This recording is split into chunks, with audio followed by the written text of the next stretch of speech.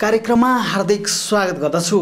जलस्रोतमा अधिक धनी भएर पनि हामीले यो जलस्रोतको उचित रूपमा सदुपयोग भने गर्न सकिरहेका छैनौँ। तर पछिल्ला दिनहरूमा जलस्रोतको सदुपयोग गर्नका लागि विभिन्न आयोजना परियोजनाहरू सञ्चालन भएका छन्। यिनै आयोजना मध्येको एउटा आयोजनाको नाम हो सामुदायिक सिंचाई आयोजना। स्थानीय स्तरको बृहत आयोजनाका रूपमा चिनिने सामुदायिक सिंचाई आयोजनाले देशभरका 12वटा जिल्लामा आफ्ना कार्यक्रम सञ्चालन गरेको छ।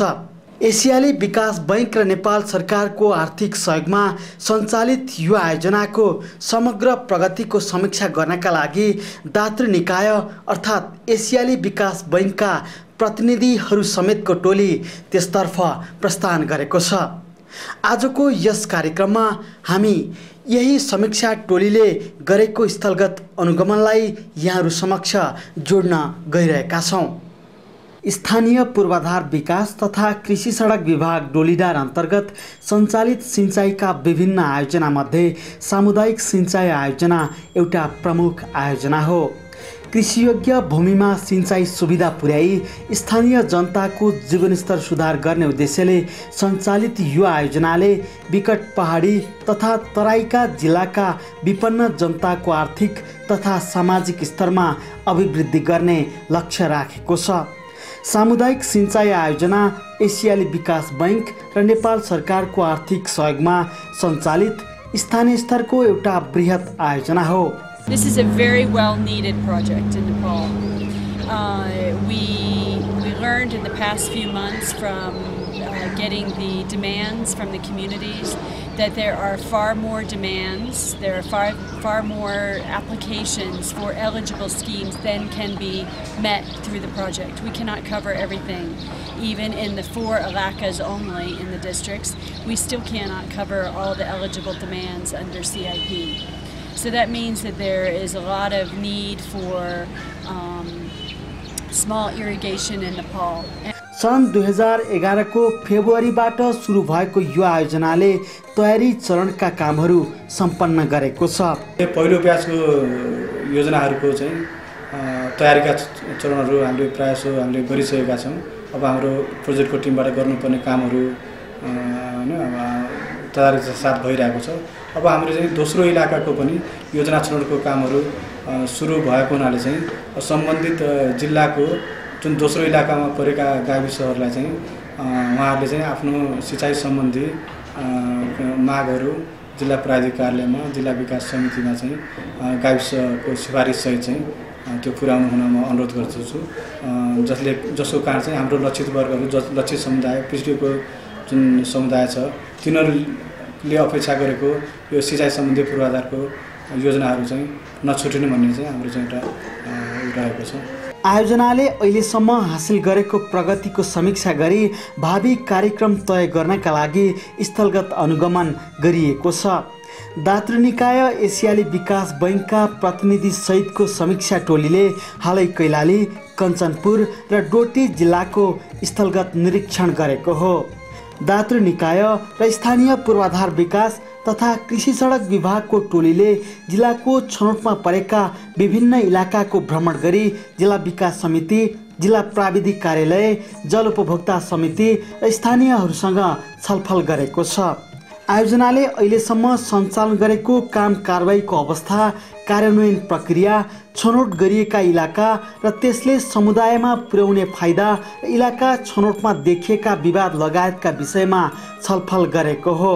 सुरुमा हामीले जुन किसिमले प्रोजेक्ट डिजाइन गरिसकेपछि अब इम्प्लिमेन्टेसनको स्टेजमा चाहिँ जब हामी प्रारम्भ गरिरहेका छौँ त्यसमा कुनै इस्युहरू छ कि कुनै समस्या छ कि जिल्लाले के कस्ता भइरहेका छन् ती कुराहरू चाहिँ हामी प्रत्यक्ष जिल्लामा गएर इन्ट्रेक्सन गरौँ, छलफल गरौँ र आगामी दिनमा चाहिँ एउटा प्रोजेक्टलाई स्मुथली लिएर जानलाई चाहिँ जुन हामीले तय गरेका वर्गहरू छन्, तय गरेका जुन समुदाय छन् तिनीहरूलाई चाहिँ डाइरेक्ट बेनिफिट दिनुलाई चाहिँ हामीले चाहिँ कसरी चाहिँ गर्न सकिन्छ त्यो कुरामा हाम्रो इनिसिएसन हामीले चाहिँ इम्प्रुभमेन्ट केही चाहिँ छलफल गरेर तय गरेर त्यस्ता कुराहरू आएका छन् भने त्यसलाई चाहिँ एउटा रेकग्निसन दिन्छ र उहाँहरू पनि एकदम काठमाडौँबाट अब त्यहीँ बसेर गर्ने भन्दा पनि प्रत्यक्ष जिल्लामा गएर जिल्लामा पनि त्यो सब प्रोजेक्ट एरियामै गएर कम्युनिटीसँग पनि भेटेर चाहिँ त्यो कुराहरू इन्ट्रेक्सन चल्ने हाम्रो कार्यक्रम रहेको छ।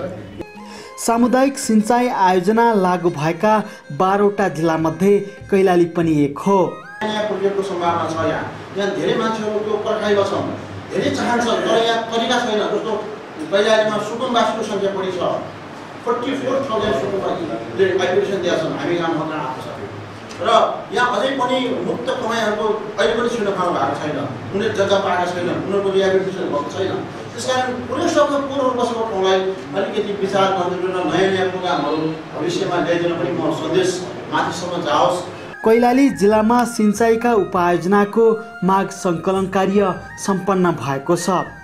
आयोजनाले 4वटा इलाकाबाट आएका मागलाई प्राविधिक र आर्थिक रूपले सम्भाव्यता अध्ययन गरी प्राथमिकता निर्धारण गर्ने नीति अनुरूप पहिलो प्राथमिकतामा परेका उपायोजनाहरूमा सर्वेको काम गरिरहेको छ।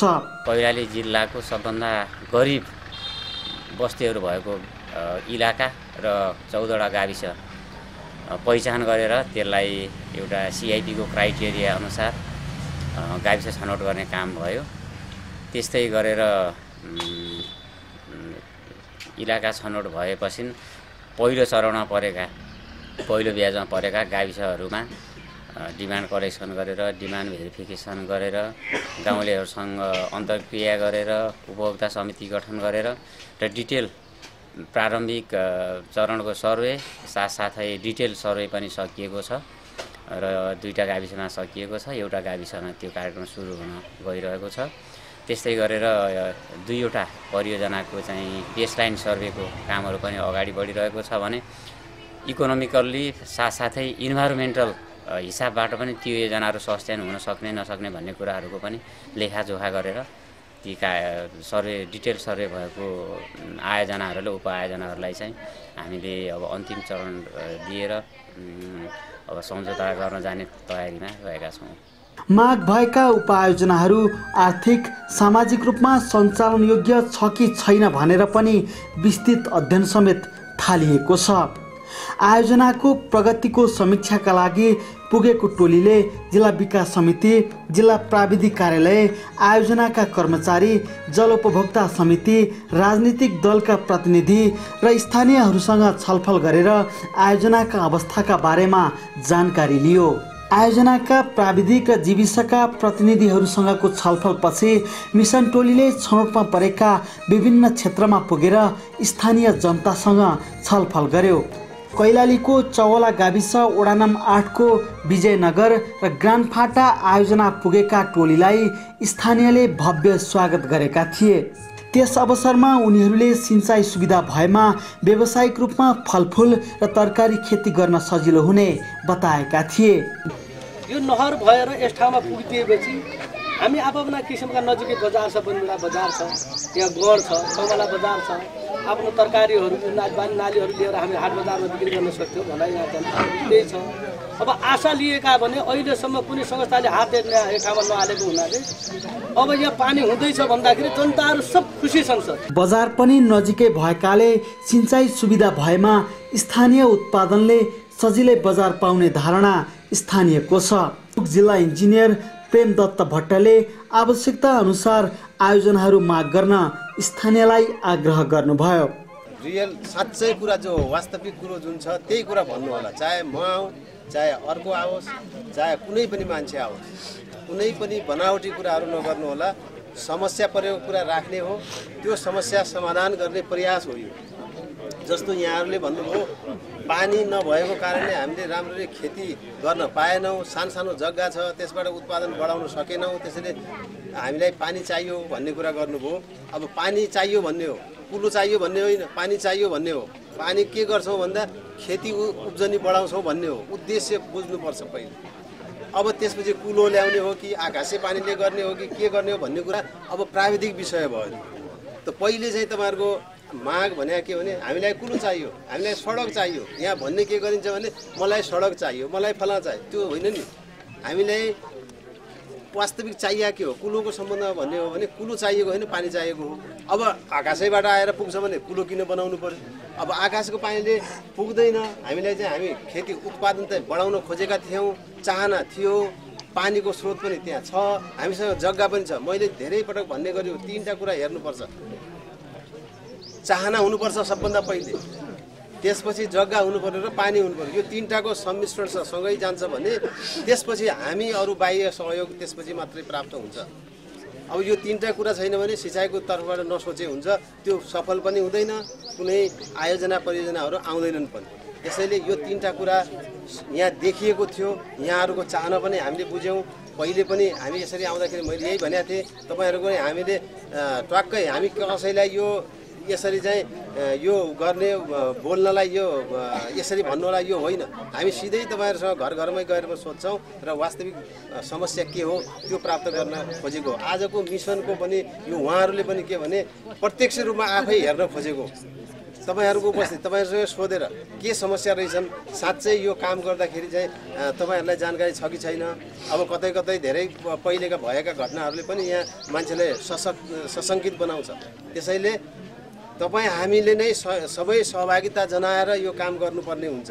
छलफलमा आयोजना संयोजक प्रकाश थापाले मिसन टोली आउनुको उद्देश्यका बारेमा स्थानीयलाई जानकारी गराउनु भएको थियो। त्यसबाट हामी चाहिँ साना सिँचाइको कार्यक्रम सञ्चालन गर्छौँ। त्यो पनि एकदम गरिब निमुखा एकदम पिछडिएका समुदायलाई चाहिँ यो सिँचाइको सहयोगले चाहिँ उनीहरूको आय आर्जन गर्ने, बाली नालीमा चाहिँ अलिकति विविधीकरण गर्ने र चाहिँ अब नगदे बाली लगाएर त्यसबाट चाहिँ आफ्नो चाहिँ आर्थिक स्थिति सुदृढीकरण गर्ने हो। त्यस कारण यो योजना छनौट भएको छ, यसमा हामीले काम गरिरहेछौँ र निकट भविष्यमै चाहिँ यसको चाहिँ भनौँ न कार्यान्वयन उसमा चाहिँ जान्छ। त्यसमा चाहिँ यहाँहरूको सहयोग एकदम हामीलाई चाहिन्छ हरेक उसमा चाहिँ। त्यसमा यो योजना कार्यान्वयन हुँदाखेरि पनि तपाईँहरूको पनि आफ्नो त्यहाँ सहभागिता, केही चाहिँ श्रम, केही चाहिँ ऊ चाहिँ त्यसमा चाहिँ चाहिन्छ।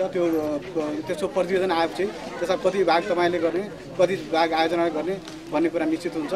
जे होस् अब त्यसबाट चाहिँ तपाईँहरूले चाहिँ प्रत्यक्ष लाभ चाहिँ पाउनुहुन्छ र त्यो चाहिँ हामीले यो निकट भविष्यमा हामी चाहिँ 1-1.5 महिनाभित्र त्यो चाहिँ देखिने गरेर चाहिँ यहाँ चाहिँ काम सुरु हुन्छ। र अहिले चाहिँ यो आयोजनाको प्रत्यक्ष तपाईँहरूसँग चाहिँ यो अन्तर्क्रिया गर्न चाहिँ एडिबीबाट चाहिँ होइन महिलाबाट हाम्रो सिन्डिजी नै आएर चाहिँ यो के हो स्थिति, यहाँको कस्तो, यहाँ महिलाको स्थिति के छ, महिलाहरूले कतिको चाहना रहेछन्, भोलि हामीले पानी पनि दिएर पनि यहाँ कृषिको विकास हुन सकेन, कृषिमा चाहिँ उत्पादन हुन सकेन भने यो आयोजनाको जुन लाभ हो त्यो चाहिँ जनताले पाउन सक्दैनन् भन्ने हो। त्यस कारण तपाईँहरू पहिला चाहिँ त्यो आवश्यकता महसुस गरेर हामी यो गर्छौँ, बाली लगाउँछौँ, कृषि गर्छौँ, तरकारी गर्छौँ भन्नु पऱ्यो। अनि आवश्यकता अनुसार तपाईँलाई चाहिने तालिम, तपाईँहरूलाई चाहिने अरू ऋण उपलब्ध गराउने कुराहरू भयो, तपाईँलाई चाहिँ जुन सिँचाइका पुलहरू बनाइदिने कुराहरू त्यो आयोजनाले गर्छ। र तपाईँले चाहिँ जहिले पनि आफ्नो चाहिँ सहभागिता यसरी भेला भएर आफूमा चाहिँ त्यो छलफल गरेर आयोजनाको विषयमा के कुराहरू छ भने हामीलाई गर्ने, तपाईँको उपभोक्ता समिति छ त्यहाँ त्यो कुरा राख्नुहोस् र उपभोक्ता समितिले हामीसँग चाहिँ प्रत्यक्ष चाहिँ सम्पर्क राखेर चाहिँ आगामी दिनमा पनि हामी काम गर्छौँ र छिट्टै यो योजना चाहिँ सम्पन्न होस् र यहाँहरूले पनि अब यसलाई चाहिँ छिटो गर्नलाई चाहिँ हामीलाई झकझकाइ राख्नुहोस् र हामी आगामी दिनमा चाहिँ यो योजनाको काम सुरु भएपछि फेरि पनि आउँछौँ, फेरि पनि आएर भेट गर्छौँ। यस जिल्लामा 4वटा इलाका छनौट गरी काम भइरहेको छ। 5 नम्बर इलाकामा मसुरिया, रामशिकार झाला, सोनायल र पन्टाउन गाविसलाई समेटिएको छ। त्यसै गरी 6 नम्बर इलाकामा पहलमानपुर, सादेपानी र दारक गाविसका उपआयोजनाहरू छनौटमा परेका छन्। त्यस्तै इलाका नम्बर 11 मा गोदावरी, साइनीपुर, मालाखेती र श्रीपुर गाविसलाई छनौट गरिएको छ। 12 नम्बर इलाकामा चौमाला, खैराला र निगाली गाविस समेटिएका छन्। यस जिल्लामा इलाका छनौट र माग सङ्कलन गरी अहिले स्थलगत निरीक्षणको काम भइरहेको छ। कैलाली जिल्लामा जम्मा 28वटा उपायोजना माग भएकोमा सतह सिँचाइका 23, स्यालो टुवेलका 4 र एउटा लिफ्टिङ सिस्टमका उपायोजना छन्। हामीले 28वटा माग सङ्कलन गरेका छौँ र तुरुन्तै हामी भेरिफिकेसन गर्न गइरहेका छौँ, डिटेल भेरिफिकेसन गर्छौँ र अर्को 2वटा तेस्रो र चौथो ब्याजको पनि हामीले निवेदनहरू, आवेदनहरू, माग फारमहरू सङ्कलन गर्ने कार्य चाहिँ जारी नै राखेका छौँ। यी उपायोजना